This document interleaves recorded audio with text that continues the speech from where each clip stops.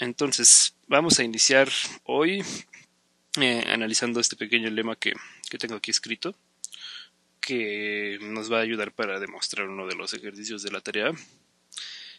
No es la única forma, ¿no?, en la que se puede demostrar lo de la tarea, pero pues, es una forma en la que a mí se me ocurrió. Entonces, nos va a servir, ¿no? Aquí lo que vamos a pedirle para este lema va a ser tomar cualquier sucesión, ¿no?, de eventos de nuestra sigma álgebra, de conjuntos de nuestra sigma álgebra B sub n, y una sucesión de números reales alfa sub n, tales que para cualquier número natural n mayor o igual a 1 se tenga que el conjunto B sub n esté contenido en B sub n más 1, o sea que esta sea una sucesión creciente, y al mismo tiempo se tenga que alfa sub n sea menor o igual a alfa sub n más 1, que también sea una sucesión creciente pero de números, y que se satisfaga que para cualquier n la probabilidad del conjunto del evento B sub n sea menor o igual a el número alfa sub n. Son muchas hipótesis, ¿no?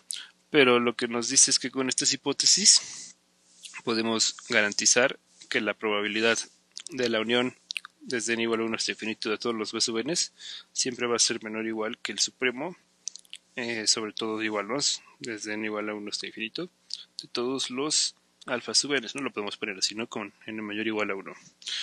Entonces, se ve como muy jalado este lema, pero no es tan difícil de demostrar, y ahorita que ya lo probemos vamos a ver cómo, bueno, más o menos vamos a platicar en qué parte del ejercicio de tarea nos puede servir. Entonces, pues no, vayamos directamente con la prueba, ¿ok? Para la demostración, lo primero que vamos a hacer es, vamos a notar que para cualquier m mayor o igual a 1, se tiene lo siguiente, ¿no?, que la unión desde n igual a 1, pero hasta m, no hasta infinito, hasta m, de los B sub n va a ser igual al conjunto B sub m, o sea que sería el último que se considera en esta unión. ¿Esto por qué? Porque pues tenemos esta condición de que es una sucesión creciente, ¿no? Entonces cuando uno empiece a unir, ¿no?, desde 1 hasta m estos B sub n, vamos a tener B sub 1, B sub 2 hasta B sub m, y B sub 1 va a estar contenido en B sub 2, pero B sub 2 va a estar contenido en B sub 3, y así sucesivamente va a haber una cadenita de contenciones, y al final vamos a tener que todos nuestros conjuntos de esta unión van a estar contenidos en B sub m. Entonces, pues al final de cuentas, como los estamos uniendo y va a haber una contención ahí, solamente nos vamos a quedar con el que sea más grande, y entonces sería solamente este conjunto B sub m. No, eso es porque pues, es una sucesión creciente. No hice los detalles porque creo que hasta cierto punto es un poco obvio, pero bueno, si ustedes consideran que fuera necesario aquí hacer los detalles, lo podrían escribir. Y pues ya habiendo notado eso, se puede probar sin complicaciones que el límite cuando m tiende a infinito de B sub m, que sería el límite cuando m tiende a infinito de estas uniones, ¿no?, desde n igual a 1 hasta infinito de B sub m, pues nos va a dar la unión desde n igual a 1 hasta infinito de B sub m.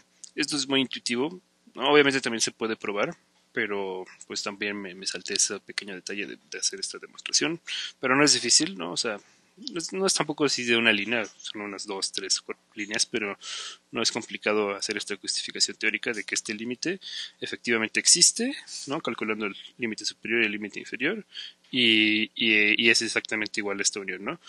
Se ve muy intuitivo desde aquí, ¿no?, sabiéndolo desde aquí, ¿no? Si le ponemos aquí límite cuando m tiende a infinito a esta unión, pues como que pues el m se va al infinito y queda esto de aquí, pero obviamente eso nada más es como por pura intuición, ¿no? Si quisieran justificarlo bien, tendrían que pues ponerse a calcular el límite superior y el límite inferior de esta cosa de aquí y ver que efectivamente nos da esta unión. No es difícil, ¿no? Seguramente si vieron en la clase, o por lo menos lo platicaron, que si tienes una sucesión creciente de conjuntos, como sería la de estos B sub m, su límite es la unión, ¿no? Así como si tienes una sucesión decreciente, su límite va a ser la intersección. Entonces, pues por eso no escribí los detalles, pero si creen que fuera necesario escribirlos, lo pueden hacer ustedes. Y la otra cosa que tenemos que ver es que como la sucesión de números reales alfa sub n es mayor o igual a 1, digo alfa sub n, ¿no?, con n mayor o igual a 1, es una sucesión creciente, Bueno, no decreciente, ¿no? Tal cual es una no decreciente, aquí le puse creciente, pero más bien ahí sería no decreciente, que es, mucha gente los maneja prácticamente como sinónimos, ¿no? Pero sí ahí sería no decreciente. Bueno, es más, vamos a ponerlo. Una sucesión no decreciente.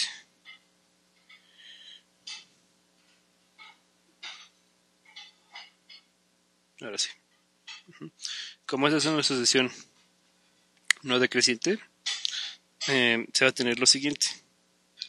Uno prueba siempre en cálculo 2 que si uno tiene una sucesión no decreciente y acotada, pues entonces esa sucesión de números va a converger y el límite va a ser este número, ¿no? El supremo cuando n es mayor o igual a 1 hasta alfa sub n. Solamente que aquí tenemos el detalle que no estamos suponiendo que la sucesión sea acotada, ¿no? Pero como va a ser creciente, si no es acotada, pues se van a seguir haciendo más y más grandes estos números alfa sub n, ¿no? Y así se van a seguir haciendo más y más y más grandes y a final de cuentas se van a tener que terminar yendo hacia infinito en el caso en el que no fuera acotada, ¿no? Entonces, lo que estamos afirmando aquí es como un casito un poquito más general, ya sin pedir que la sucesión sea acotada, ¿no? Porque estamos diciendo que el límite cuando n tiene infinito de alfa sub n, pues sí puede ser ese número, ¿no? Bueno, en general va a ser ese número, el supremo de todos los alfa sub n. Y puede que ese número sea un número real, ¿no? Si ese número es un número real, pues ya no, tal cual converge a un número real la sucesión. Pero también podría ser que ese supremo fuera infinito, ¿no? Por eso le pongo aquí que los reales extendidos, que es lo que quiere decir con esta barrita de arriba, ¿no? Que también con la posibilidad de que aquí esté el infinito, ¿no? Entonces, pues sí, ¿no? Podría ser que sí converge a un número real, ¿no? Que este fuera un número real y fuera el número real que convergen, si fuera acotada la sucesión, o si no fuera acotada se tendría que ir el límite infinito, entonces pues ya para no andar haciendo esas especificaciones, pues ya mejor, ¿no? Le pongo que en general es esto, pero porque también, ¿no? Se puede interpretar como que si los alfa sub n siguen creciendo y creciendo y creciendo hasta infinito, pues ¿cuál va a ser su supremo? Pues el infinito también, ¿no? Entonces sí, en general ya considerando que esto podría tomar el valor de infinito, pues sí es válido, ¿no? Que el límite cuando n tiene infinito de los alfa sub n, pues sí siempre va a ser el supremo de las alfa sub n, inclusive cuando este supremo fuera infinito. Y ahora, ¿no? Ahora que ya hemos analizado todo esto, ya vamos tal cual a la prueba del lema. Ahora sí. Porque pues nosotros sabemos que tenemos el teorema de continuidad de las medidas de probabilidad, ¿no? Que justamente se interpreta como límites cuando n tiende a infinito, ¿no?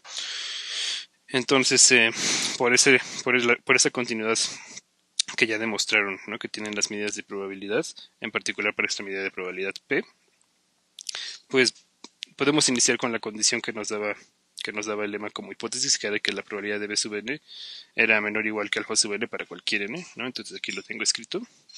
Pero luego, si nosotros aplicamos a ambos lados de la desigualdad límite cuando n tiende a infinito, pues se tiene que mantener la desigualdad, ¿no? Que es lo que tenemos aquí en medio, ¿no? Simplemente esto de aquí, pero aplicando límite cuando n tiende a infinito. Entonces el límite de las P de B sub n tiene que ser menor o igual al límite de las alfa sub n.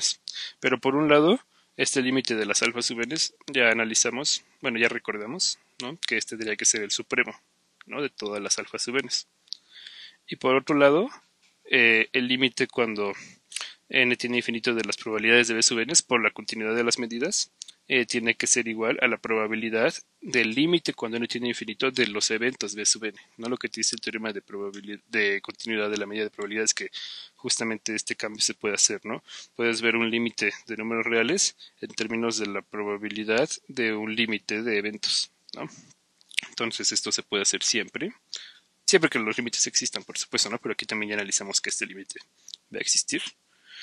Y entonces, pues recordemos, ¿no? Que habíamos analizado quién era este límite cuando n tiende a infinito de las B sub n, que era justamente esta unión, ¿no? La unión desde n igual a 1 hasta infinito de las B sub n. Entonces esa unión es igual a este límite, ¿no? Es lo que tenemos aquí abajo. Pero ese límite era menor o igual que el límite de las alfa sub n, que era el supremo.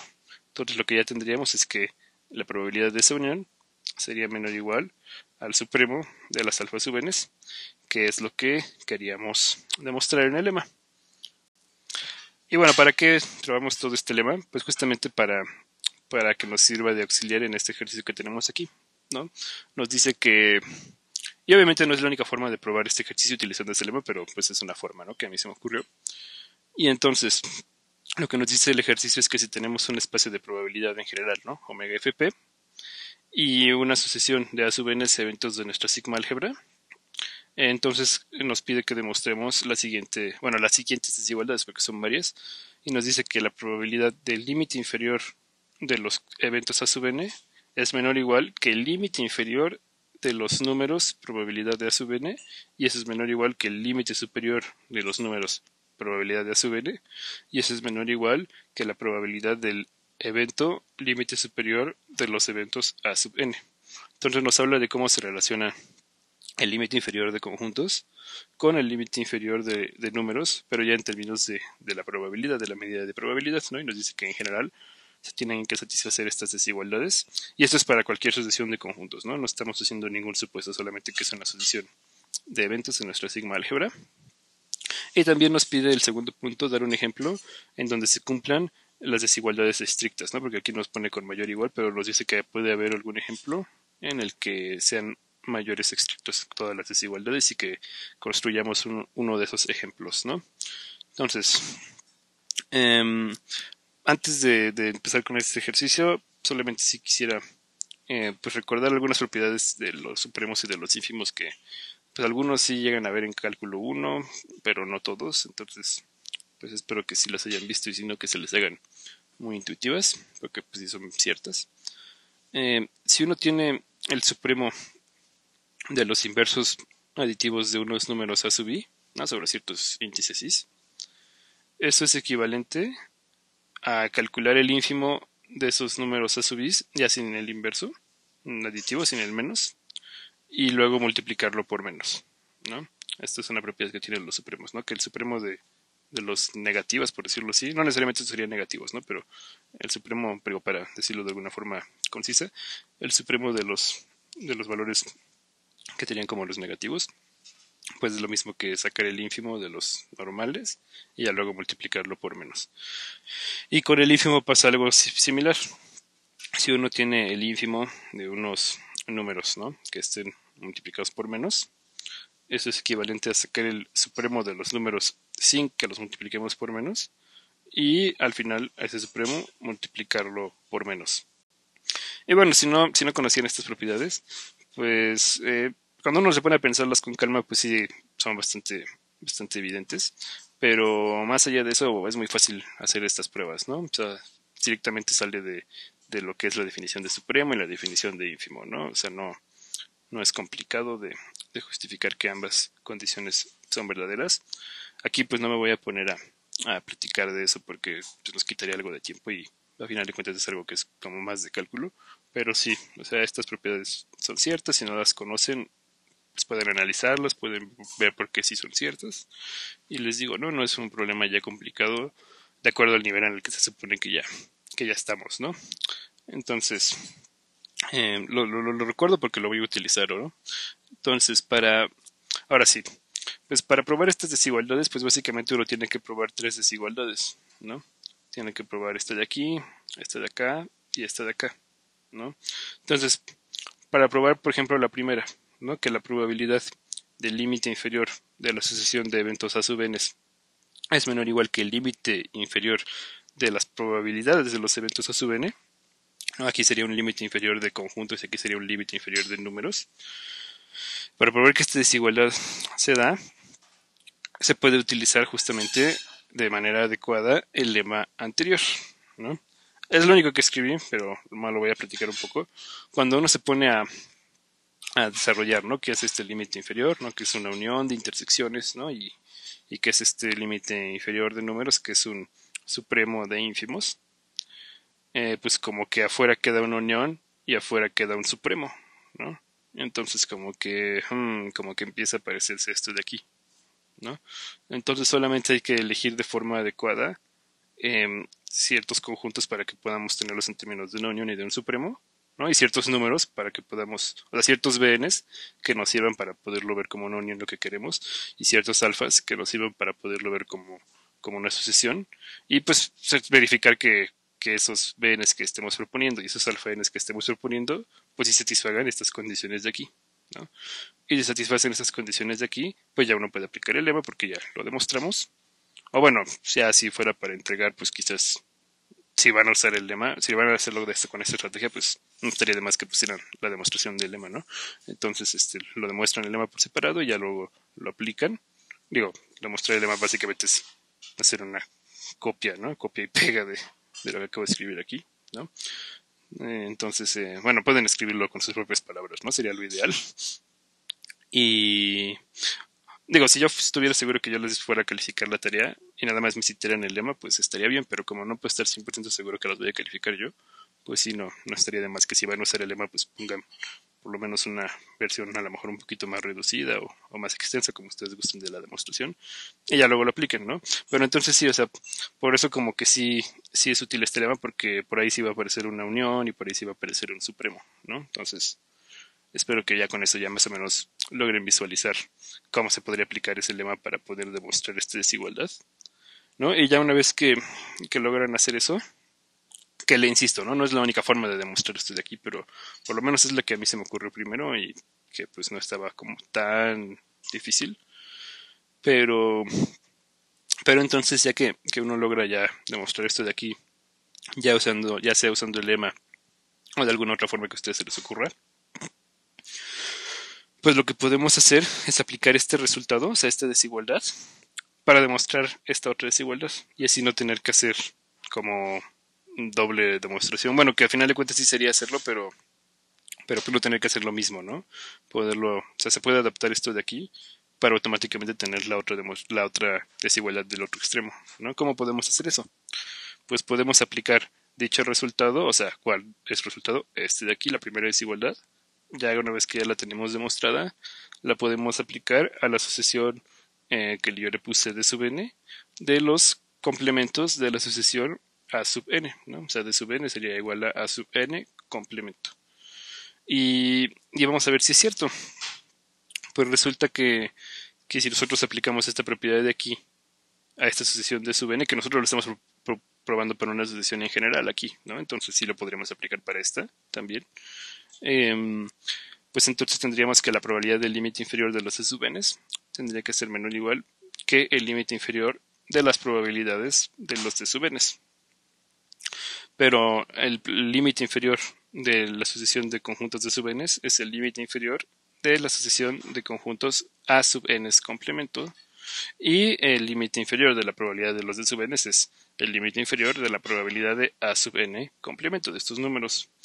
Entonces, aquí pues podemos recordar qué pasaba con estos límites inferiores de conjuntos cuando teníamos una sucesión con complementos, que justamente es, si no me equivoco, también es uno de los ejercicios que venían en la tarea, uno de los primeros.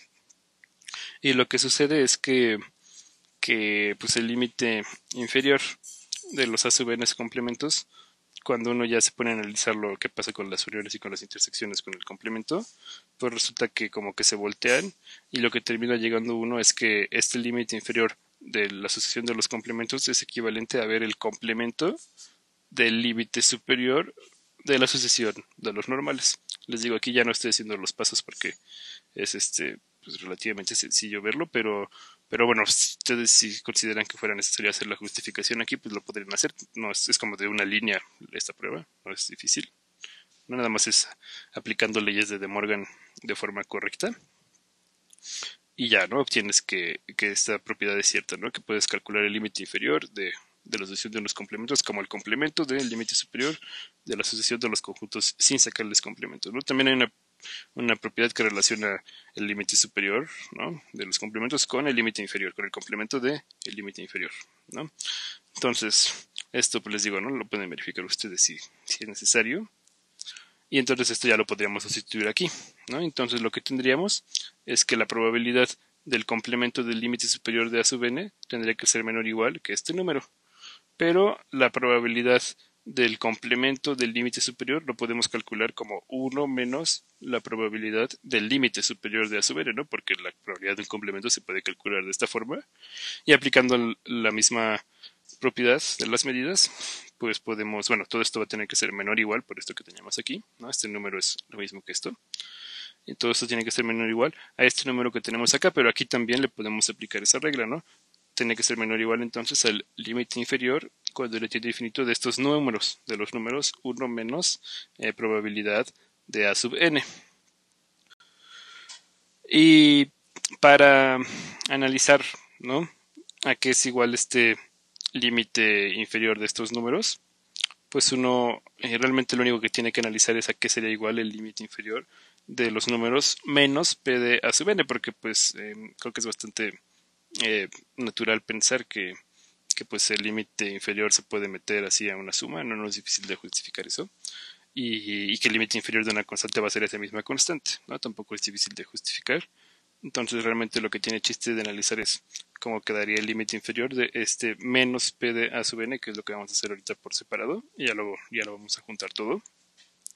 Y lo vamos a hacer pues mediante la definición y justamente mediante las propiedades que estábamos repasando al principio, ¿no? Entonces, el límite inferior cuando n tiende a infinito de los números menos p de a sub n, pues ya por definición del límite inferior de números reales sería el supremo con n mayor o igual a 1 de los ínfimos con k mayor o igual que n de el número menos p de a sub k, ¿no? Sería el supremo de los ínfimos de estos números, ¿ok? ¿No? Con estos índices. Muy parecido los índices a lo que es en el caso de conjuntos, solo que en lugar de uniones se toman supremos y en lugar de intersecciones se toman ínfimos. Y entonces, pues aquí a final de cuentas tendríamos el supremo de estos ínfimos, ¿no? Aquí lo podemos poner como un paréntesis. Y entonces sería el supremo desde n mayor o igual a 1 y al ínfimo sobre estos índices k de los números menos p de a sub k, nuestra propiedad decía que los ínfimos de unos números con menos era equivalente a sacar el supremo de los números sin el menos y ya después al supremo multiplicarlo por menos. Entonces lo que apliqué aquí, ¿no? Este ínfimo de los menos p de a sub k es lo mismo que el supremo de los p de a sub k y luego ese supremo multiplicarlo por menos. Y entonces al final de cuentas tendríamos ahora el supremo de unos números, que serían estos otros supremos, que son números al final de cuentas. Tendríamos el supremo de unos números multiplicados por un menos. Entonces ahora usamos la otra propiedad que nos dice que el supremo de unos números multiplicados por un menos es lo mismo que sacar el ínfimo de los números sin multiplicarlos por el menos y ya al final multiplicar ese ínfimo por el menos. Entonces, si aplicamos esto a esto de aquí, pues este supremo de los números multiplicados por el menos va a ser lo mismo que el ínfimo de los números ya sin el menos, que eran estos supremos de aquí, y ya después el ínfimo multiplicarlo por menos. Entonces lo que tendríamos es que el límite inferior, ¿no?, de los números menos p de a sub n ahora sería menos multiplicado por el ínfimo con n mayor o igual a 1 de los supremos con k mayor o igual a n de los números p de a sub k. Y justamente esta sería tal cual, ¿no?, sin el menos. Todo lo que está después del menos sería la definición de lo que es el límite superior de la sucesión de números p de a sub n, pero eso está multiplicado por un menos. Entonces lo que estamos viendo es que el límite inferior de números reales, si no tenemos números que le están multiplicando por menos, se hace de forma totalmente equivalente al límite superior de los números sin multiplicarlos por menos, pero y ya después ese menos multiplicarlo afuera del límite superior, ¿no?, que sería como una forma como una propiedad muy similar a las que teníamos aquí, pero ya aplicada ya no a supremos y ínfimos como tal, sino al límite inferior, ¿no? Y bueno, también de una manera muy similar se puede obtener como sería el límite superior de los números p de a n, ¿no?, que quedaría menos el límite inferior de los números p de a n ya sin el menos, ¿no? Se puede analizar de forma similar una propiedad para el límite superior, pero en este caso no la necesitamos, en este caso solamente necesitamos este de aquí. Esta propiedad a lo mejor si uno lo estudia en cálculo 2 las sucesiones de números reales en estos términos, pues ya sería una propiedad que uno esperaría que supieran, pero pues como mucha gente ni siquiera estudia esas sucesiones de números reales viéndolas desde esta perspectiva de límites superiores e inferiores, pues sí, por eso la escribí así tal cual la demostración, porque no es tan trivial, ¿no?, al inicio, pero sí, o sea, también es una propiedad como hasta cierto punto conocida que tienen estos límites inferiores y superiores, ¿no? Y es muy similar a la que tienen los complementos, solo que en lugar de hacerlo con complementos se hace con signo negativo, ¿no? Pero tiene cierta similitud. Y bueno, ya sabiendo que esta propiedad es cierta, pues ya la podemos aplicar. Y entonces lo que tendríamos es que el límite inferior del número 1 menos p de n, pues sería el número 1 menos el límite superior del número p de n, porque aquí nos quedaría 1 menos esto de aquí. Y esto de aquí pues ya vimos que es igual a esto de acá, ¿no? Entonces por eso juntándolo quedaría de esta forma. Y ya sustituyendo que esto de aquí es igual a esto de acá, que era lo que teníamos en el extremo superior de la desigualdad, lo que tendríamos es ya en nuestra desigualdad, ya continuándola por fin, sería que 1 menos la probabilidad del límite superior de los a sub n, que era lo que teníamos del lado izquierdo de la desigualdad, tiene que ser menor o igual a 1 menos el límite superior de las probabilidades de los a sub n, que es lo que vimos que ya es igual a lo que teníamos del lado derecho. Y entonces, pues ya que sabemos que esto es cierto, pues lo que podemos hacer es deshacernos de estos unos, ¿no? Que pues ya simplemente lo restamos a ambos lados, no se afecta. Y luego multiplicar la desigualdad por menos en ambos lados. Y entonces ahí ya se cambiaría el sentido, ahora sí, de la desigualdad. Y lo que obtendríamos sería que entonces este número, ya sin el menos, tendría que ser mayor o igual que este número ya sin el menos, que es lo que tengo escrito aquí, ¿no? Entonces, el límite superior de las probabilidades de los a sub n, que ahora quedaría del lado izquierdo, tiene que ser menor o igual que la probabilidad del límite superior de los a sub n, que justamente sería pues el otro extremo, ¿no? De la desigualdad que nosotros queríamos probar. Entonces, no es necesario probarla de esta forma, ¿no? O sea, si ustedes ya tenían un método para probar esto de aquí que no fuera aplicando el lema, pues podrían adaptar ese método para probar esta también, ¿no? O también, inclusive, si no quieren hacer esto de los complementos, pero si quieren usarlo del lema, pues podrían adaptar este lema, ¿no? Como encontrar una especie de corolario del lema para que también les sirva, pero ahora ya para este otro caso, ¿no? O sea, no es la única forma de hacerlo, pero pues sí la quise presentar porque es una forma pues interesante también de utilizar estas propiedades, ¿no? De cómo se relacionan el límite inferior y el límite superior de los complementos, ¿no? Y también de los números multiplicados por menos, ¿no? Esto solo sería como una forma. Y si no, ya entonces ya demostrando esto de aquí, pues automáticamente ya también demostrarías esto de acá por todos los argumentos que estamos presentando, ¿no? Y ya que tendríamos demostrada esta primera desigualdad y esta última desigualdad, solamente faltaría la desigualdad del medio, ¿no? Que es lo que tengo aquí. Faltaría probar que el límite inferior, ¿no? Cuando n tiene infinito de la sucesión de los números p de a sub n, tendría que ser menor o igual al límite superior de la sucesión de los mismos números. Y eso pues ya no lo voy a probar yo, pero se puede probar mediante las definiciones. ¿Mediante cuáles definiciones? Pues la definición del límite inferior y la definición del límite superior, y utilizando pues propiedades de supremos y de ínfimos, ¿no? No es tan complicado, tampoco es súper directo de que sean poquitas líneas, pero no es tan difícil de ver que esta condición siempre se da, ¿no? Y pues ya para hacer el segundo punto del ejercicio, que sería dar un ejemplo en donde se compran las desigualdades estrictas, pues yo les voy a ayudar como a construir, que prácticamente ya sería construir un ejemplo, pero no me voy a poner a justificar los detalles, y eso sí se los voy a dejar muy, muy clarito. Si ustedes quieren utilizar este ejemplo, pues lo que les voy a pedir es que lo particularicen un poquito, ¿no? Para que no tengan todos el mismo ejemplo, literalmente el mismo, ¿no? Lo hice de una manera como muy abstracta. Ahorita me refiero de forma más específica a qué me refiero con que, bueno, qué quiero decir con que lo particularicen, ¿no? Vamos a ver primero cómo estoy proponiendo la construcción del ejemplo, ¿no? Entonces, para el ejemplo con desigualdades estrictas se puede considerar lo siguiente.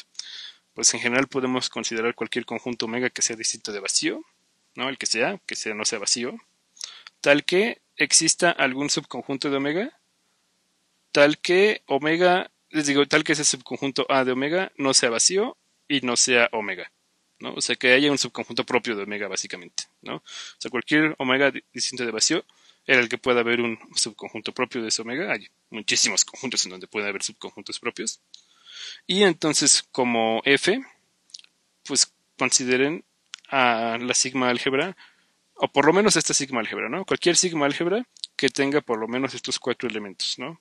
Yo aquí le puse como la más pequeña, pero también podrían poner el conjunto potencia o cualquier cosa que sí tenga a estos 4 elementos para que se le pueda sacar probabilidad de estos 4 elementos, ¿ok?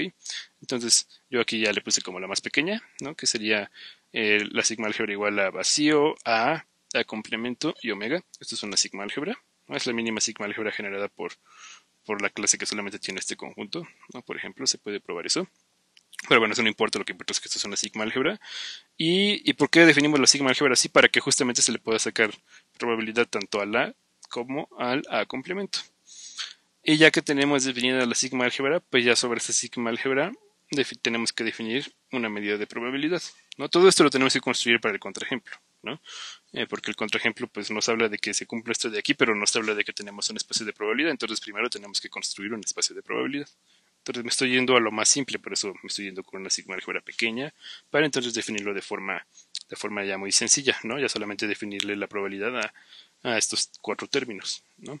Entonces la medida de probabilidad que les va a servir para el contraejemplo no tiene que tener como dominio la sigma álgebra y como codominio al 0,1 y que esté definida de forma tal que la probabilidad de A sea un número teta que sea estrictamente mayor que 0 y que sea estrictamente menor a un medio. Entonces, o sea, definen una medida de probabilidad, que sería definirla para esos 4 valores, de forma que el valor de la probabilidad teta sea un número menor a un medio y mayor que 0, ¿no? El que ustedes quieran. Yo aquí le pongo teta, pero ahí le ponen el número que ustedes quieran que caiga en este intervalo.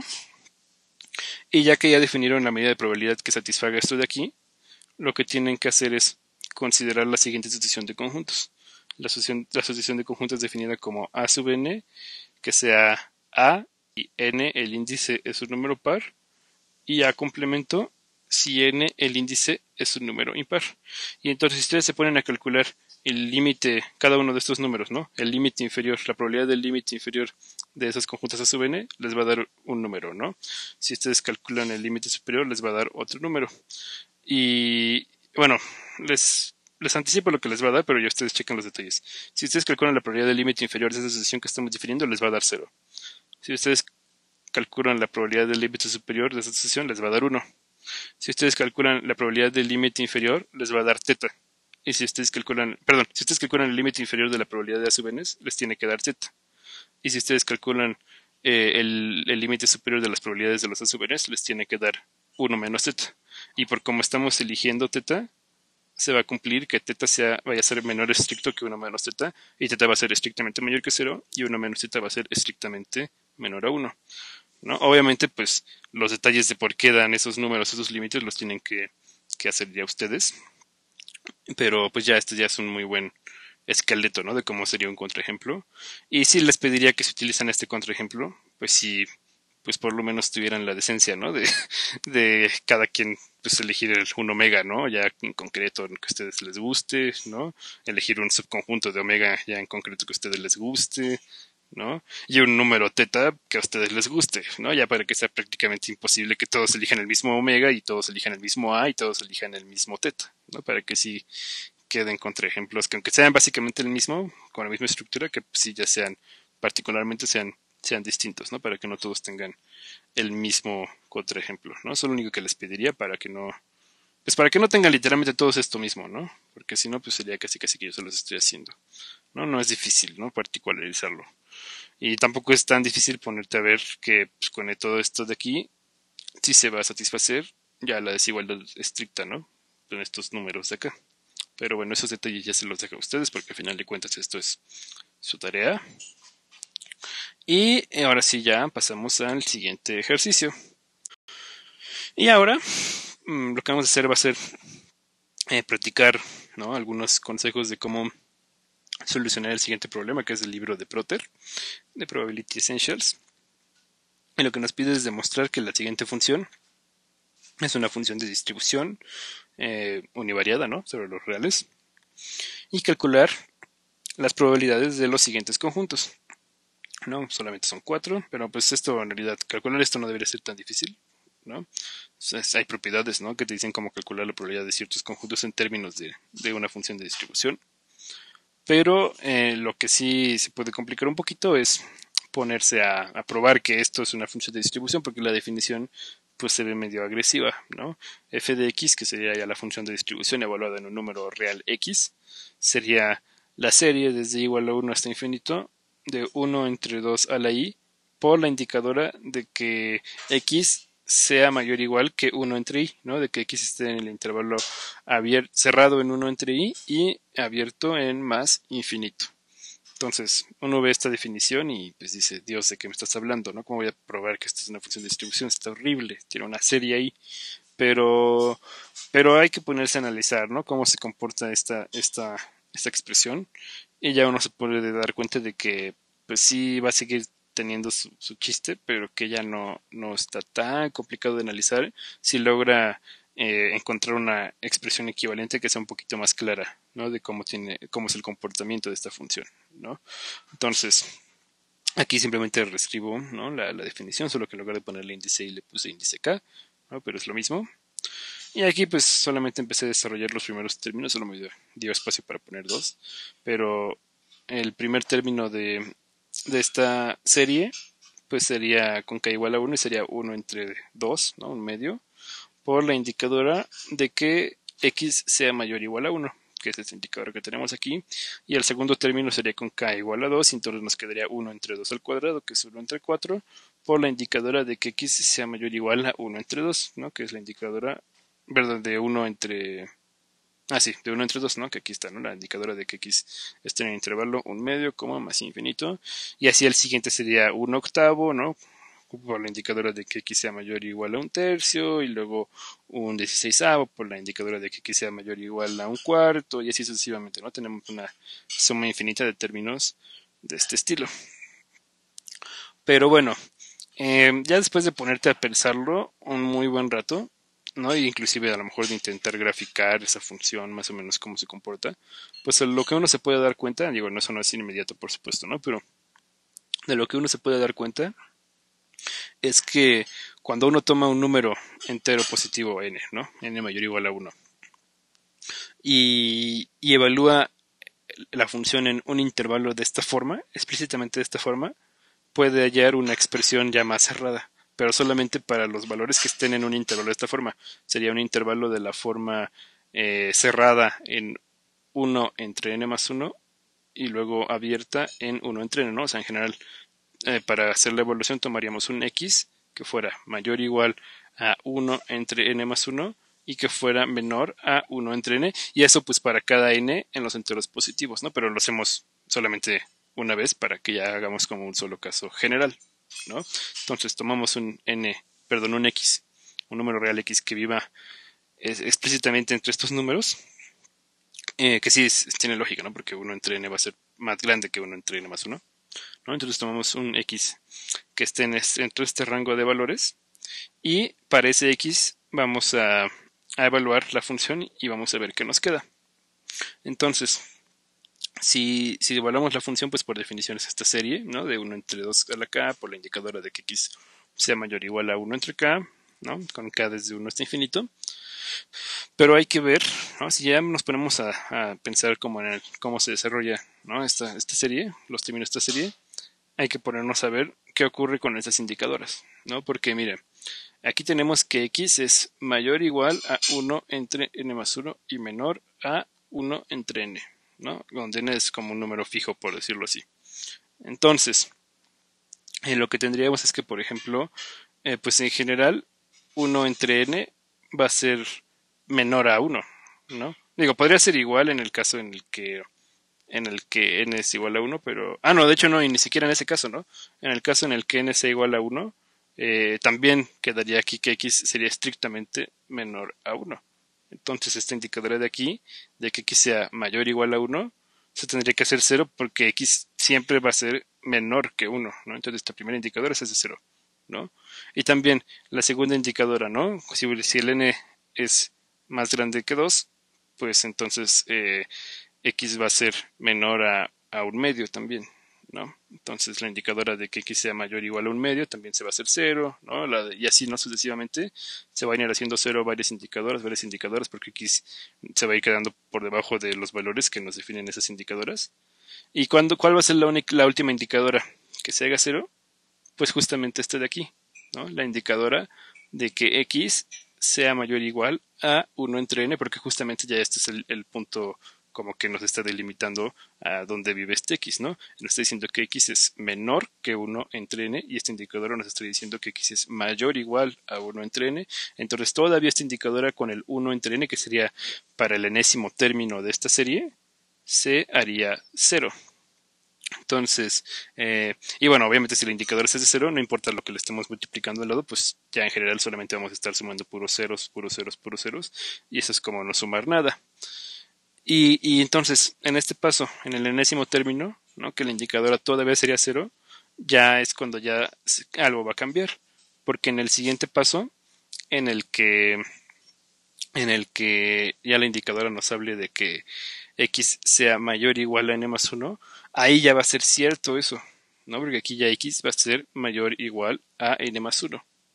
Bueno, perdón, a 1 entre n más 1.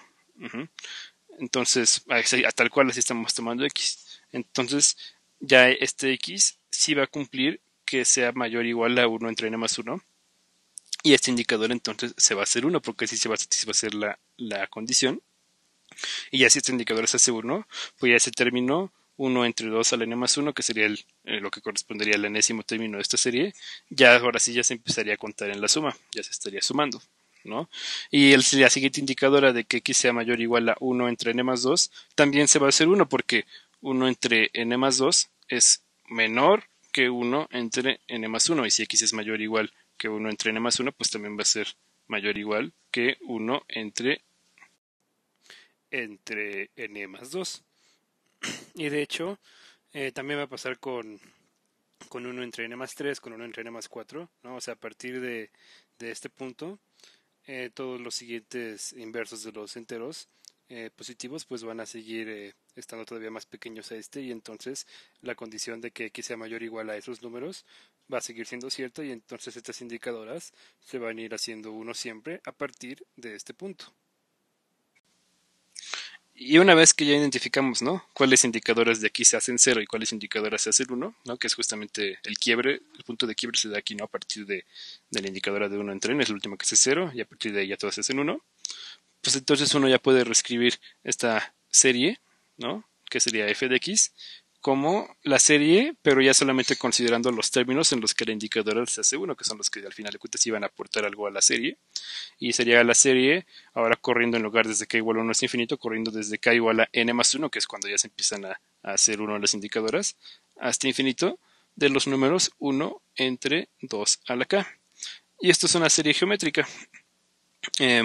Una serie geométrica en general se resuelve como que es el primer término de la serie entre 1 menos la razón, ¿no? Esa es como la formulita dicha con palabras, la forma más fácil de aprendértela. Obviamente se puede expresar, ¿no?, en términos exactos a qué me refiero con el primer término de la serie, ¿no? Pero pues ya espero que a este nivel pues ya estén súper familiarizados con la serie geométrica. Entonces ya tal cual solo pongo la solución. Si no se acuerdan de la fórmula, pues ya la investigan ustedes y ven que sí efectivamente pues coincide con lo que voy a poner aquí yo, ¿no? Entonces el primer término de la serie sería pues cuando k es igual a n más 1, y sería 1 entre 2 a la n más 1, y 1 menos la razón de la serie geométrica. Aquí la razón sería razón 1 medio, ¿no? Entonces sería 1 menos 1 medio. Obviamente no siempre converge esta serie, solamente converge cuando la razón, o sea, lo que se está elevando a la k, su valor absoluto es menor a 1, pero en este caso es 1 medio, y si cumple que su valor absoluto sea menor a 1, entonces sí ya convergiría justamente este número, y podemos darnos cuenta que lo que tenemos aquí abajo también nos va a dar 1 medio. Entonces aquí tenemos arriba 1 medio a la n más 1, y abajo tenemos 1 medio. Entonces en general, ya simplificando, nos va a quedar que esto es 1 medio a la n. Y entonces, ¿qué es lo que estaríamos viendo? Que si tomamos un x en este intervalo específico, para este n entero positivo específico, entonces para ese x, para cualquier x dentro de ese intervalo, la evaluación de f de x va a ser exactamente igual a 1 entre 2 a la n. Y de esta forma, pues lo que estaríamos viendo, ya lo escribo aquí un poquito de forma más concreto, sería que si tomamos un x en este intervalo, ¿no? Cerrado en 1 entre n más 1 y abierto en 1 entre n, en general para cualquier n entero positivo, lo que vamos a tener es que la evaluación de la función f en ese número x en este intervalo va a ser 1 entre 2 a la n. Y aquí no lo escribí, pero lo menciono. Pues eso quiere decir que en todos estos en cada uno de estos intervalos, pues la función f de x es constante, ¿no? Entonces, por lo menos en esos intervalos, la función va a ir siendo constante por cachitos, ¿no? ¿En qué cachitos? Pues en cada uno de estos. Entonces, lo que sí quiero resaltar es que, pues estos intervalos, 1 entre n más 1, 1 entre n, pero ya haciendo con n corriendo desde 1 hasta infinito, conforman una partición del intervalo abierto 0, 1, ¿no? Que queda abierto por la derecha la unión, es muy obvio porque pues, es el primero de los términos, ¿no? Queda 1 entre 1, que es 1 abierto, y que queda abierto por la izquierda cuando ya los unes, pues tampoco es a lo mejor tan obvio, pero sí uno lo puede verificar, que cuando hace la unión de todos estos, no vas a tocar el 0 nunca, entonces también va a quedar abierto por la izquierda. ¿Y por qué es importante que estos intervalos formen una partición de 0, 1? Porque entonces ya tendríamos con esto de aquí, ¿no? Con esta expresión que obtuvimos, ya sabemos cómo se comporta la función en todo este intervalo, ¿no? Se comporta constante por pedazos en estos pedazos de aquí, en estos intervalos. Dentro de ese intervalo tiene ese comportamiento. ¿Qué constantes? Pues estas constantes, 1 entre 2 a la n, dependiendo de en qué intervalo nos estemos fijando. Y entonces ya sabemos cómo se comporta en todo este intervalo. Uno en general quiere analizar cómo se comporta una función de distribución en cualquier parte de los reales. Entonces, si ya sabemos cómo se comporta en ese intervalo, solamente falta ver cómo se comporta la función f en el complemento de ese intervalo, en lo que nos sobraría, ¿no? Que sería r menos ese intervalo abierto 0, 1. Pero eso ya es muy fácil. Uno pensaría que no, que va a ser difícil porque es mucho más grande esto, pero no, en realidad va a ser muy fácil porque, por ejemplo, para ver cómo se comporta antes de 0, si tomamos un número x menor o igual a 0, pues lo que podemos notar es que 0 es estrictamente menor que 1 entre k para cualquier k entero positivo. ¿Y eso porque es importante para nosotros? Porque entonces cuando uno tome la evaluación de f de x en ese número menor o igual a 0, pues estas indicadoras para ese x, por esto de aquí, nunca se van a ir satisfaciendo sus condiciones, ¿no? Nunca se va a ir dando que x sea mayor o igual que 1 entre k porque x es menor o igual a 0 y 0 es estrictamente menor que 1 entre k. Entonces estas indicadoras siempre se van a hacer 0 y entonces vamos a andar teniendo una suma de puros ceros que a final de cuentas nos da 0. Entonces lo que estamos diciendo es que si tomamos un número eh, no positivo, pues automáticamente la función f de x en ese número menor o igual a 0 ya va a ser 0, ¿no? Ya tal cual ahí ya se queda siendo exactamente 0, ¿no? En toda esa parte de los reales. Y en la otra parte, que sería cuando x es mayor o igual a 1, ahora en lo que se queda ahora por adelante de ese intervalo, ¿no? Si tomamos un x mayor o igual a 1, pues ahí tenemos el caso totalmente contrario, porque aquí lo que sucede es que 1 entre k pues es menor o igual que 1, si eso siempre para cualquier k entero positivo, ¿no? Para k igual a 1 se da la igualdad y para k mayor que 1 ya se da una desigualdad estricta, pero en general siempre son menores o iguales que 1 estos valores. ¿Y eso por qué nos sirve? Porque entonces estas indicadoras la condición siempre se va a hacer cierta, porque si x es mayor o igual que 1 y eso es mayor o igual que 1 entre k siempre, pues esta indicadora de que x sea mayor o igual a 1 entre k siempre se va a satisfacer su condición y por lo tanto la indicadora siempre va a valer 1.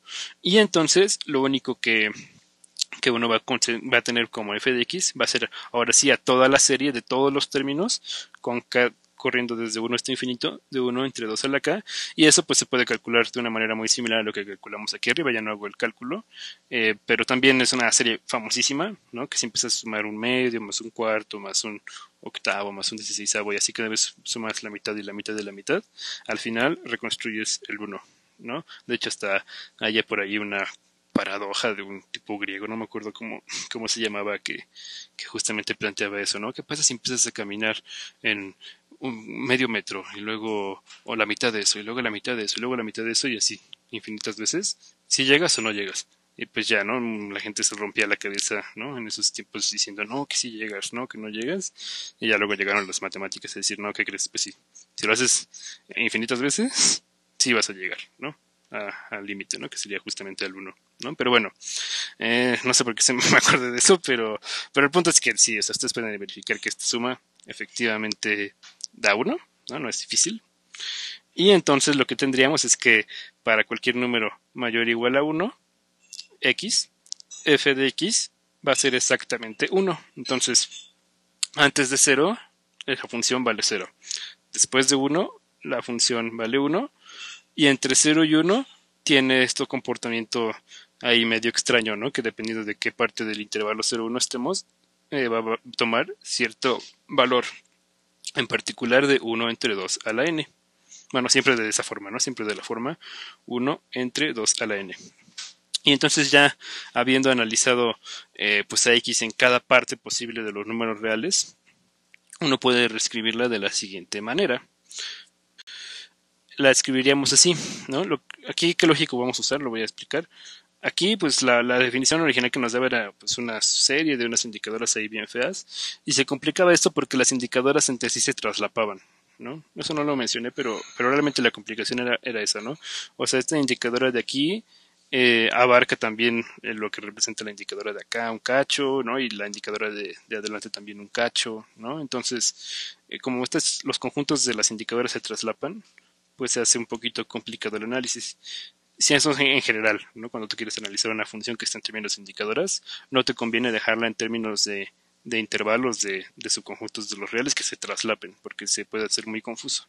Siempre conviene lograrla expresar también con indicadoras, pero ya en términos de intervalos o de conjuntos en general que no se traslapen, ¿no? Que es justamente lo que vamos a hacer ahorita. ¿Por qué? Porque ya lo analizamos pedazo por pedazo, ya analizamos cómo se comporta en todo el pedazo anterior al intervalo abierto 0,1, cómo se comporta adentro del intervalo abierto 0,1 por estos cachitos que analizamos, y también ya analizamos cómo se comporta después del intervalo 0,1, y entonces pues ya simplemente juntamos todo eso y lo escribimos de la siguiente manera con estas otras indicadoras, ¿no? Lo que estaríamos diciendo es que f de x va a ser igual a 1 entre a la n cuando x esté en este intervalo cerrado en 1 entre n más 1 y 1 entre n. ¿Por qué esto es cierto? Pues por lo que habíamos analizado de aquí, ¿no? Lo que tenemos aquí escrito, tal cual es lo que estoy diciendo, con ese término multiplicado por la indicadora de ese intervalo, ¿no? Y esto pues va a ser en general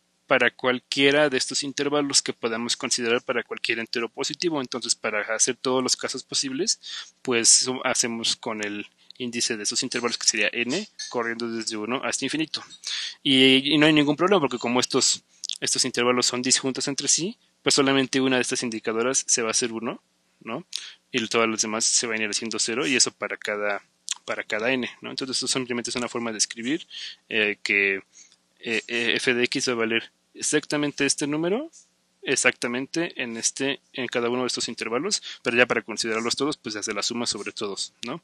Entonces esto de aquí nos estaría dando, esta primera serie nos estaría dando el comportamiento de f de x ya en cada una de las partes del intervalo 0,1 que obtuvimos nosotros en nuestro análisis, y luego aparte nos faltaría agregarle cómo se comporta adelante del intervalo abierto 0,1, que justamente es lo que vimos, ¿no? Si x era mayor o igual que 1, que es que si x pertenece a este conjunto de aquí, ¿no? Cerrado en 1 hasta más infinito, pues ahí simplemente vale 1, entonces por eso le dejamos la indicadora sola, y entonces cuando hagamos en este caso de aquí, pues ya las otras se van a hacer 0, y esa se va a hacer 1, y cuando tomemos un x que sea menor o igual a 0, todas estas indicadoras se van a hacer 0, también esta indicadora se va a hacer 0, y entonces ya la función va a valer 0.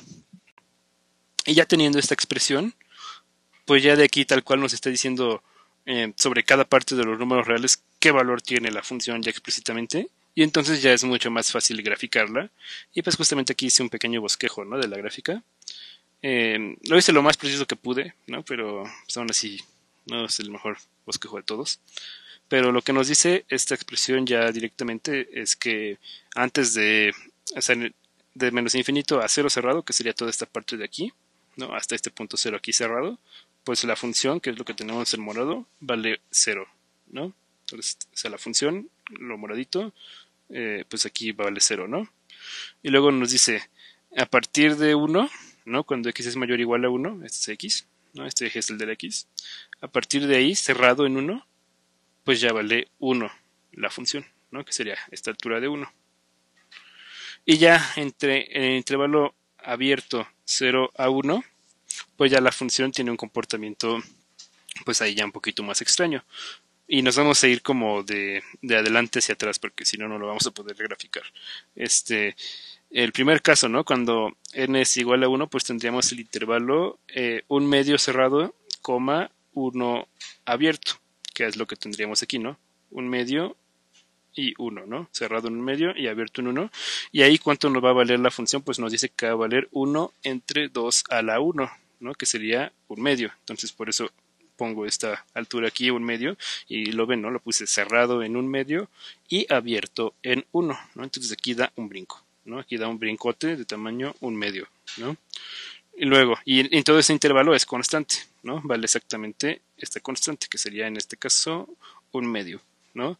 Y luego cuando n fuera igual a 2, ahí la constante que valdría sería 1 entre 2 al cuadrado, que sería un cuarto, ¿no? Con esta altura.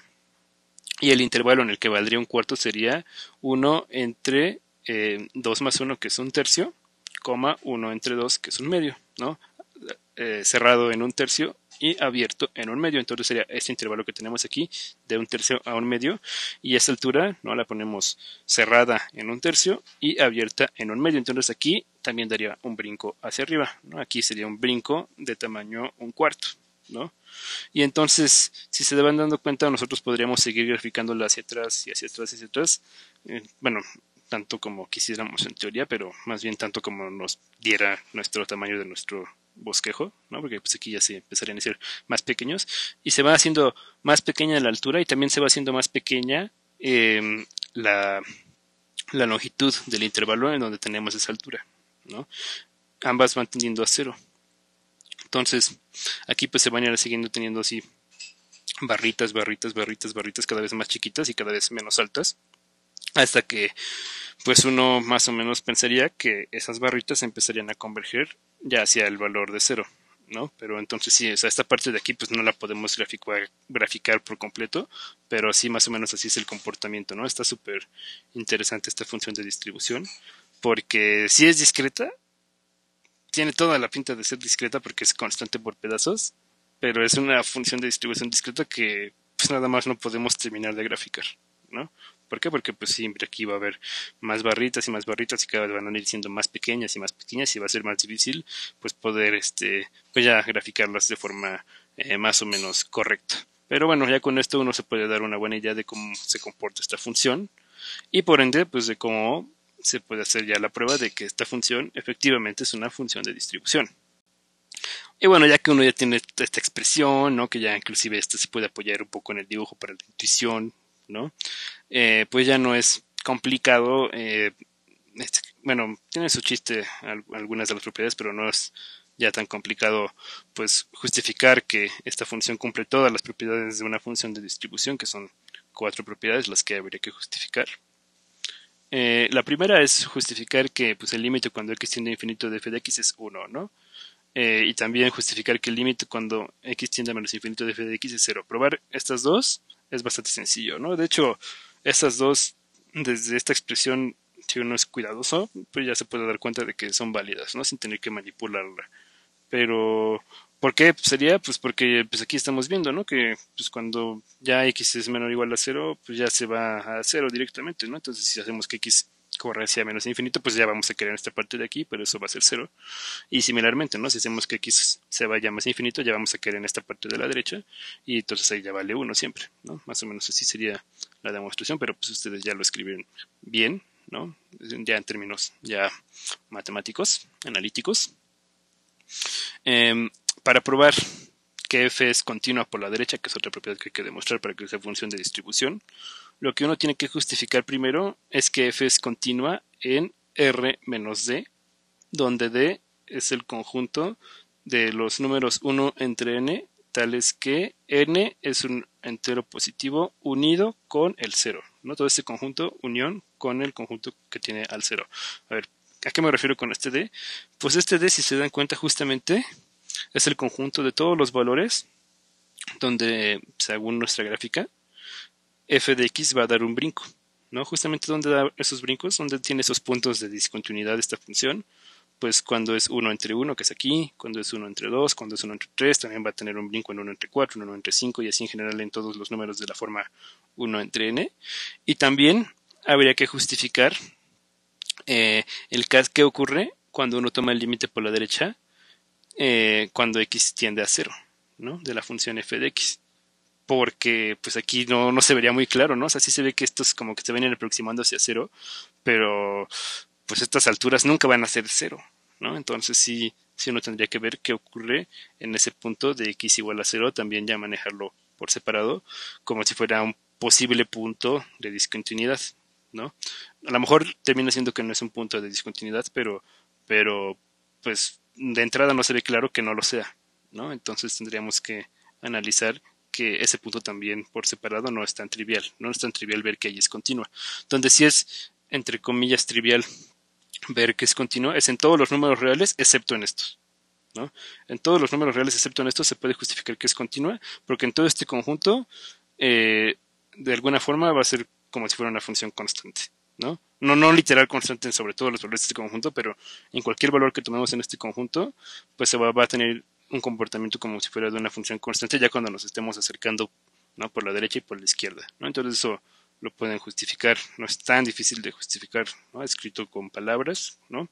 Pero ya usando argumentos sólidos, ¿no? De por qué f es continua en todos los reales excepto en estos, ¿no? Excepto en estos de aquí, ¿no? Es como el primer paso que habría que justificar. ¿Y por qué justificar que y es continua? Porque pues si es una función es continua en unos valores, pues automáticamente también es continua por la derecha, ¿no? Y en este caso es más fácil en estos valores probar que es continua a probar que sea continua por la derecha. Y ya en los que ya uno sí tiene que fijarse que solamente va a ser continua por la derecha porque ella no va a ser continua, pues es en estos de aquí. Les digo, en el 0, ahí sí no se los aseguro, ahí sí podría dar que sí fuera continua, pero como no es tan trivial, sí también manéjenlo como un posible punto de discontinuidad, ¿no? Entonces, ya que uno prueba que en todos estos valores la función es continua, pues se fija en estos otros valores donde uno pensaría que tiene puntos de discontinuidad y ahí pues simplemente verifica que a lo mejor no es continua, pero que sí es continua por la derecha, que es al final de cuentas lo que uno quiere demostrar en una función de distribución, ¿no? Entonces, por un lado, para cualquier n entero positivo, pruebas que la función evaluada en 1 entre n coincide con el límite por la derecha de la función cuando x tiende a 1 entre n, ¿no? Que se denota así, y que la función evaluada en 0 también coincide con el límite por la derecha de la función evaluada en x cuando x tiende a 0 por la derecha, que se denota de manera simplificada así, ¿no? Entonces ya probando que aquí es continua y por separado uno de estos dos, que aquí se ve que son muchos casos, pero realmente solo es un caso que lo hacen en general para cualquier n, ¿no? Y aquí es otro, ¿no? Entonces solo serían como 3 casos, ¿no? Probar que en general para cualquier número aquí es continua, probar que esto se da y probar que esto se da, ¿no? Ya solamente serían 3 cosas que habría que justificar, ya para probar que en general f es continua por la derecha en todos los números reales, que es lo que uno tiene que probar en una función de distribución. Y ya la cuarta y última propiedad que uno tiene que probar por una función de distribución es que es una función no decreciente, ¿no? En general es no decreciente. Para probar que f sea no decreciente, pues uno tiene que tomar en general dos valores, ¿no? x1 y x2, tal que x1 sea menor o igual a x2, y lograr demostrar que f de x1 es menor o igual a f de x2. Y lo que yo les recomiendo es analizar por separado los siguientes casos que ya abarcarían todos los casos posibles. Analizar por separado el caso en el que el mínimo de esos valores, que sería x1, sea menor o igual a 0, ¿no? Ahí ya se puede justificar de una forma relativamente sencilla porque la función no va a ser decreciente, ¿no? Analizar por separado el caso en el que el máximo de esos valores, que es x2, sea mayor o igual a 1, ¿no? También ahí se puede hacer una justificación relativamente sencilla. Y ya el caso que tiene un poco más de chiste es analizar cuando ambos valores están en el intervalo abierto 0 o 1, que es pues justamente donde esta función empieza a tener su comportamiento ahí peculiar, ¿no? Y ya suponiendo que ambos valores están en el intervalo 0 o 1 abierto, pues ya utilizar, ¿no? De alguna manera la expresión que obtuvimos para esa parte de los reales, para ese intervalo, de alguna manera utilizar esa expresión para justificar que la función pues va a seguir quedando como que f de x1 sea menor o igual a f de x2, ¿no? Entonces solamente serían tres casos los que tendrían que analizar y sí, ¿no? Para hacerlo bien, ¿no? Así formal en general para cualquier número real, pues sí, uno tendría que verificar cada uno de estos tres casos. Y bueno, ya para concluir esta sesión, vamos rápido a repasar, ¿no? Cómo se definía la función de distribución asociada a una medida de probabilidad, ¿no? Entonces, para una medida de probabilidad P, y esto es importante, que esté definida en el espacio medible R con la sigma álgebra de Borel de R, tiene que ser explícitamente para este espacio o algún espacio que sea como subconjunto de este, bueno, en el sentido de que sea con un subconjunto de los reales y la sigma de álgebra de Borel de ese subconjunto de los reales, ¿no? Pero tiene que ser de una forma, de esta forma o de una forma similar a este, ¿no? En general se puede pedir para este, sería mejor. Para una medida de probabilidad que esté definida en este espacio, se define la función de distribución asociada a esa medida, ¿no? La vamos a denotar aquí como f, que va de los reales al 0, 1, mediante la siguiente expresión. F de x va a ser la probabilidad del conjunto boreliano que sea el intervalo de menos infinito a x y cerrado en x, ¿no? Entonces, ¿tiene sentido esta expresión? Por supuesto, porque estamos diciendo que la medida va a estar definida para la sigma álgebra de Borel de los reales y este es un conjunto boreliano, entonces tiene sentido calcular este número de aquí. Y a lo mejor a más de uno le causa un poquito de problemas ver que la función de distribución es igual a esto, porque está muy acostumbrado de que en probabilidad 1 cuando te hablan de una función de distribución, siempre te están hablando de una variable aleatoria, ¿no? Entonces, justamente si quiero hacer esa observación, porque también creo que es una forma pues interesante de ir ligando, ¿no? Los conceptos que entre probabilidad 1 con lo que ya se está viendo en probabilidad 2, ¿no? Que si su profesor de probabilidad 1 era lo suficientemente teórico, pues seguramente quizás sí por lo menos les mencionó que se podía definir una función de distribución en general de esta manera, ¿no? Pero si no, seguramente sí se los definió siempre hablando en términos de variables aleatorias, que es como normalmente te interesa verlo en probabilidad 1, porque en probabilidad 1 lo más importante es que quede bien esa introducción al concepto de lo que es una variable aleatoria, por lo menos en un sentido práctico conceptual, ¿no? A lo mejor no tanto en un sentido teórico, pero en un sentido de cómo se utilizan y para qué sirven las variables aleatorias. Entonces, la observación va en este sentido. En probabilidad 1 se vio que una variable aleatoria que era teóricamente una función que va de omega r, que aparte cumple unas cosas que ahorita no me voy a poner a platicar, ¿no? Que tenían que ver con la imagen inversa de esta función, ¿no? Pero una variable aleatoria que es una función que va de omega r nos permite trabajar con el espacio de probabilidad r, con la sigma álgebra de Borel de los reales y con la medida de probabilidad inducida por esta variable aleatoria, ¿no? Que es lo que también se le conoce como ley de probabilidades de la variable aleatoria x. O sea, esta variable aleatoria lo que nos permite es trabajar en este espacio de probabilidad en lugar de trabajar con un espacio abstracto omega fp. Justamente la lógica de las variables aleatorias, que es lo que ya vamos a empezar a ver en la siguiente unidad también en este curso, pero ya desde una perspectiva más teórica, ¿no? Pero la lógica de las variables aleatorias, o sea, la necesidad, ¿no? de que tengamos ese concepto de variable aleatoria surge de que a veces este tipo de espacios de probabilidad se vuelven muy complicados de manejar porque pues la medida de probabilidad es una función en la que tú le metes eventos, a la que tú le metes conjuntos y ese tipo de funciones pues son difíciles de analizar porque no se pueden graficar, ¿no? Hay muchas propiedades que no cumplen, ¿no? Entonces, sí se vuelve un poquito complicado el análisis y no se aprovecha como todo eso que uno tiene ya de cálculo 1 y de cálculo 2 que ya está muy familiarizado con las funciones en la que tú le metes números reales y te regresa números reales. Cuando tú trabajas con esta medida de probabilidad en abstracto no puedes aprovechar al 100% todas esas ventajas que uno ya trae de cálculo. Entonces, la idea es, vamos a inventarnos este concepto de variable aleatoria, que lo que nos va a hacer es que nos sirva como una especie de puente que nos lleve de trabajar con este espacio de probabilidad totalmente abstracto a trabajar con una especie de probabilidad que ya se va a centrar en los números reales y en la sigma álgebra de Borel de los números reales, ¿no? Y pues la forma de definir esta medida de probabilidad inducida pues es con unas imágenes inversas, ¿no?, de esta variable aleatoria, que ya lo van a ver también a continuación. Pero bueno, se supone que eso sí lo vieron en prueba 1, espero que más o menos lo recuerden. Y el punto de esto, ¿por qué estoy diciendo todo esto? Porque pues lo que ocurría en probabilidad 1 era que mediante una variable aleatoria dabas tu brinco de un espacio abstracto a un espacio que ya está con los números reales, y entonces si ya tenemos un espacio que está con los números reales y la sigma álgebra de Borel, pues ya cae dentro de los espacios en los que nuestra definición nos dice que se puede definir una función de distribución asociada con la medida de probabilidad de ese espacio.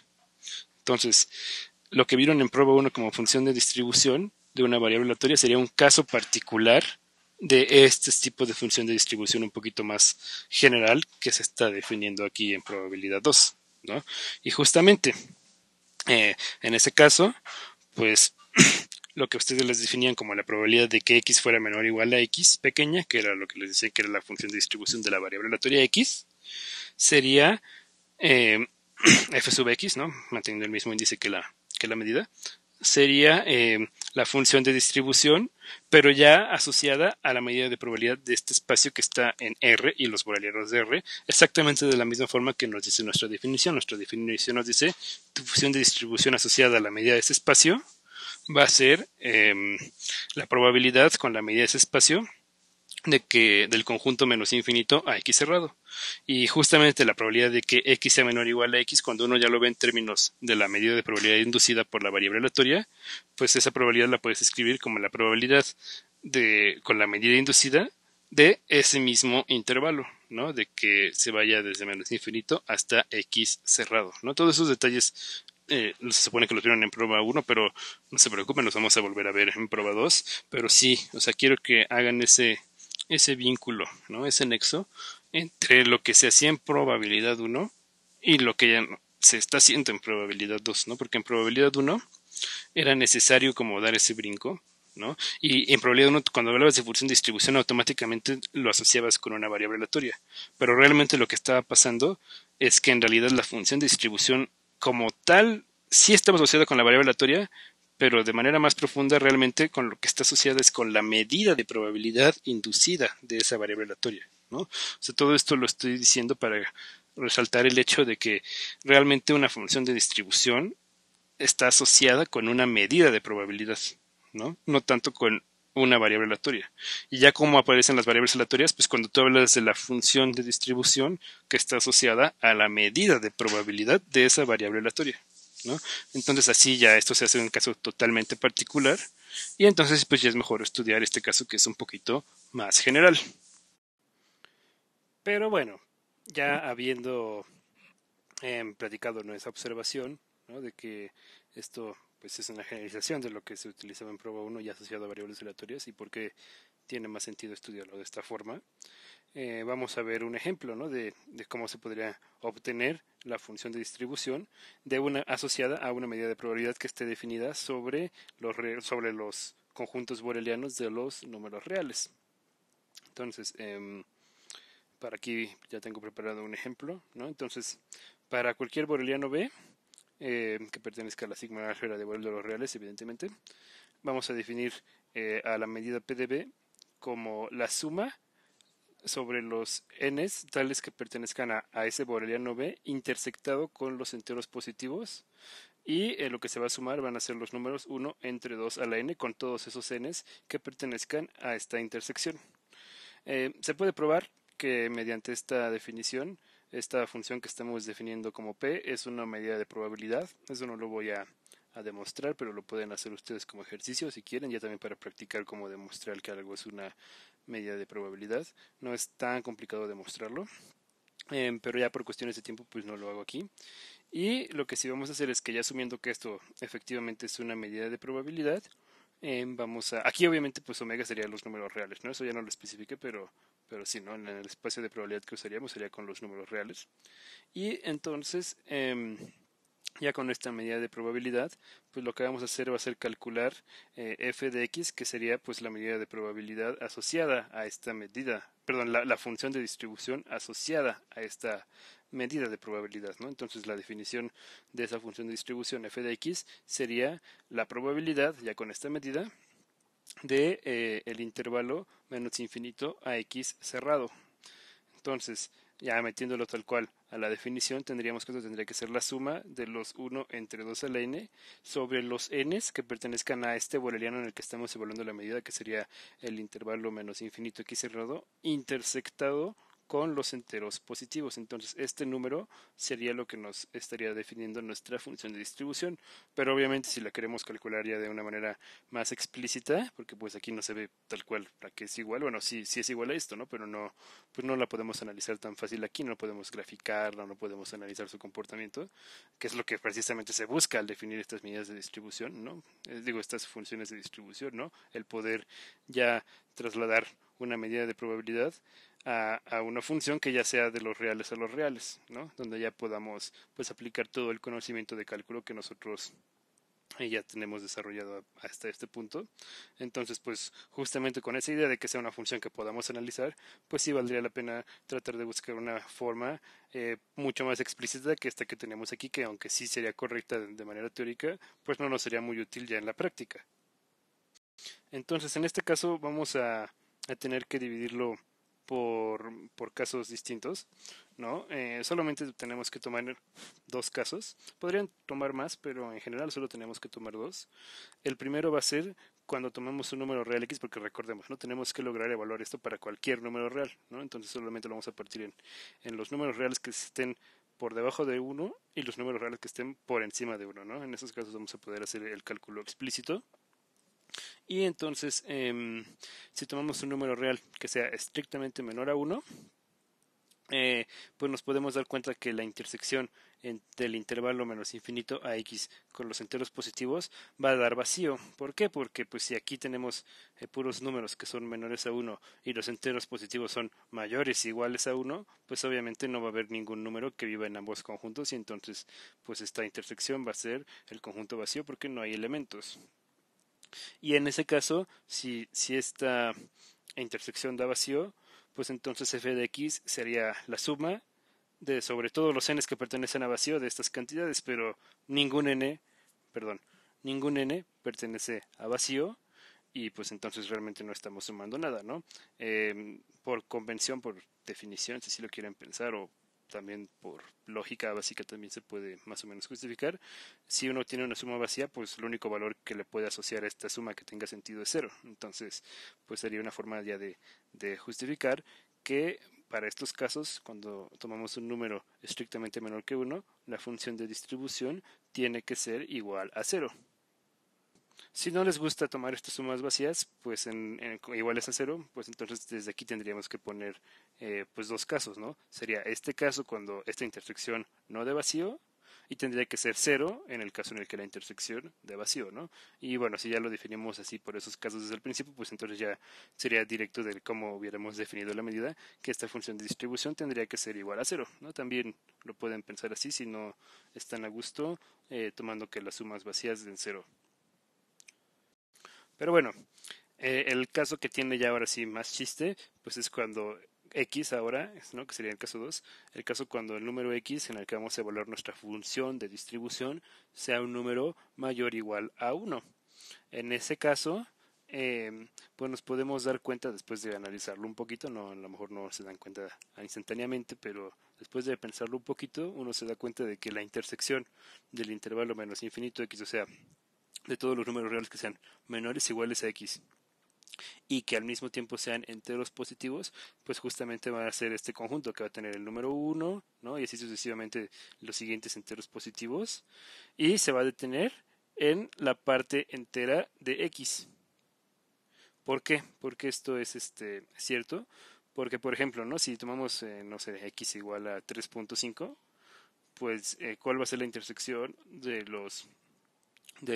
intervalo menos infinito hasta 3.5 interpretado con los enteros? Pues va a ser el número 1 porque es un entero positivo y es menor o igual a 3.5. El número 2 también cumple eso, entonces también va a estar. Luego el número 3, y ahí se va a detener justamente en el número 3 porque ya el número 4 ya no podríamos asegurar que sea un número menor o igual a 3.5 en ese caso, ¿no? Entonces, justamente el último entero que podemos asegurar que sea menor o igual al número x, que en general es cualquier real, pues va a ser justamente el máximo entero que es menor o igual a ese número x, que es justamente como se define esta función parte entera, ¿no? También se llama función máximo entero porque es justamente si no, el máximo entero menor o igual a x, o también se le suele conocer como función piso, ¿no? La función piso evaluado en x, ¿no? Entonces les digo, después de pensarlo un rato, pues uno se puede dar cuenta de esto, y si no está tan convencido, pues puede intentar demostrarlo por doble contención, y pues es una prueba bastante directa, ¿no? Prácticamente como de nivel de primer, segundo semestre de la carrera, no es tan complicado. Y entonces, pues ya cuando uno está convencido de que esta igualdad es verdadera para todos los casos cuando x es mayor o igual a 1, pues ya es más sencillo calcular la función de distribución evaluada en ese x. No, en ese caso f de x en x, perdón, f de x minúscula sería igual a la suma sobre todos los n's que pertenezcan a esta intersección. Pero ya directamente, pues como esa intersección es igual a este conjunto de enteros, ya le ponemos sobre todos los n's que pertenezcan a ese conjunto de enteros de los números 1 entre 2 a la n. Y ya con notación un poco más usual de sumas, pues sería la suma con el índice n corriendo desde 1 hasta la parte entera de x de las cantidades 1 entre 2 a la n, que también lo podemos ver como un medio a la n, ¿no? Entonces, ya visto de esta forma, esto va a ser una suma, en este caso ya en una serie, ¿no? Una suma geométrica que se calcula de manera muy parecida a la serie. Y la lógica para calcular una suma es que siempre es el primer término de la suma menos el primer término que ya no se considera en la suma, o sea que el que se queda por arriba, que ya no se queda considerado dentro de esta suma, y luego todo dividido entre 1 menos la razón. Es prácticamente la misma lógica que en la serie, solo que en la serie no se resta el último término, porque pues ya no hay un último, bueno, no se resta el primer término que ya no se considera, porque pues como ya la serie se va hasta infinito, pues ya no hay un término que ya no se considera, ¿no? Pero bueno, eso es como para aprendértelo de memoria, pero obviamente se demuestran las fórmulas de manera formal, ¿no? Y bueno, ¿no? Ustedes pueden buscar la fórmula si es que no se la saben. Yo esperaría sinceramente que ya se la supieran después de tantos semestres, ¿no? Aparece mucho en muchas partes de varias materias. Y bueno, ¿no? Ya en este caso en concreto, pues ya para esta razón de un medio, lo único que se pide para la suma en general es que la razón no sea igual a 1, ¿no? Y pues un medio no es igual a 1. Y entonces tendríamos, ¿no? El primer término de la suma, que sería un medio a la 1, ¿no? Que es un medio, menos el último el primer término, que ya no se considera en la suma, que sería cuando el n fuera esta parte entera más 1, ¿no? Que es el primero que ya no se considera, entonces sería un medio elevado a la parte entera de x más 1. Y luego todo dividido entre 1 menos la razón, que es un medio. Entonces, es similar a lo que teníamos en el otro ejemplo, pues esta parte de aquí abajo se va a volver a ser un medio, y entonces se va a poder simplificar con lo que tenemos arriba, que también está en términos de un medio, y entonces ya dividiéndolo de arriba entre un medio, tendríamos que este un medio nos daría 1, porque un medio entre un medio es 1, y este un medio a la parte entera de x más 1 simplemente nos daría un medio elevado a la parte entera de x. Entonces todo esto tendría que ser igual a 1 menos un medio elevado a la parte entera de x, y eso también lo podemos escribir, digo ya aquí está bien, pero también lo podríamos escribir como 1 menos 2 elevado a la menos parte entera de x. Ya es cuestión de gustos, ¿no? A mí me gusta un poquito más cómo se ve de esta forma, pero también de esta forma ya sería totalmente correcto. Y ya esta expresión o esta expresión, que son equivalentes, es a lo que sería igual nuestra función de distribución evaluada en x, pero para el caso en el que x es un número mayor o igual a 1. Y entonces, pues si ya queremos escribir el caso general para cualquier x que pertenezca a los reales, pues lo podemos hacer con funciones indicadoras o con llaves. Yo prefiero usar funciones indicadoras, y con funciones indicadoras quedaría expresado de la siguiente manera. La función de distribución asociada a nuestra medida de probabilidad con la que empezábamos, que es este de aquí, evaluada ya en cualquier número real x que pertenezca a los reales, sería 1 menos 2 a la menos la parte entera de x, que es la expresión a la que obtuvimos, pero eso solamente en el caso en el que x caiga en ese intervalo, ¿no? Que son los números mayores o iguales a 1. Y en otro caso, en el caso contrario, que aquí se quedara por debajo de uno, pues esta indicadora ya sería cero y entonces la función valdría cero. Y así ya podríamos abarcar los dos casos que habíamos analizado.